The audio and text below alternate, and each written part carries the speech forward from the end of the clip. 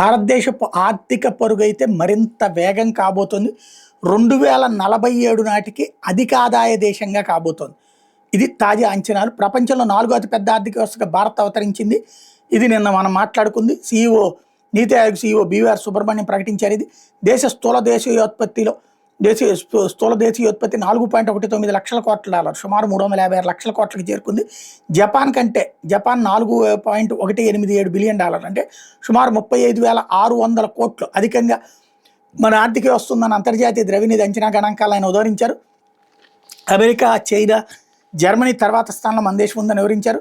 నీతి ఆయోగ్ పాలక మండలి 10వ సమావేశం అనంతరం ఆయన మాట్లాడుతూ ప్రపంచ సవాళ్ళ నేపథ్యంలో కూడా మన దేశం స్థిరంగా వృద్ధిని నమోదు చేస్తూ మార్గదర్శకంగా నిలుస్తోందని పేర్కొన్నారు. పెట్టుబడుల గమ్యస్థానంగా ప్రపంచ దృష్టి మన దేశం ఆకర్షిస్తుండడం వల్లే ప్రస్తుత ఘనత సాధ్యమైందని వివరించారు. ప్రస్తుత ధోరణి కొనసాగితే మరో 2.5-3 ఏళ్లలో జర్మనీని అధిగమించి ప్రపంచంలోని 3వ పెద్ద ఆర్థిక వ్యవస్థగా భారత్ అవతరించనుందని వెల్లడించారు. IMF ఏప్రిల్లో విడుదల చేసినట్టు ప్రపంచ ఆర్థిక భవిష్యత్తు నివేదిక ప్రకారం భారత్ తలసరి ఆదాయం 2013-14 $1.438 డాలర్లు, అంటే 1.22 లక్షలు కాగా 2025లో రెట్టింపై $2,880 2.45 లక్షలకు పెరిగింది. 2025-26లో భారత్ జీడీపీ వృద్ధి 6.2% ఉండొచ్చు.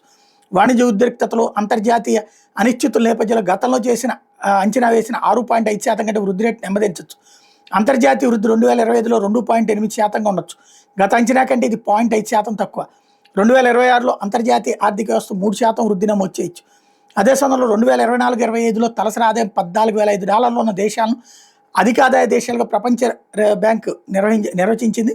ప్రస్తుతం $2,880 తలసరి ఆదాయం ఉన్న మన దేశం 2047 నాటికి అధిక ఆదాయ దేశంగా అవతరించే అవకాశం ఉంది.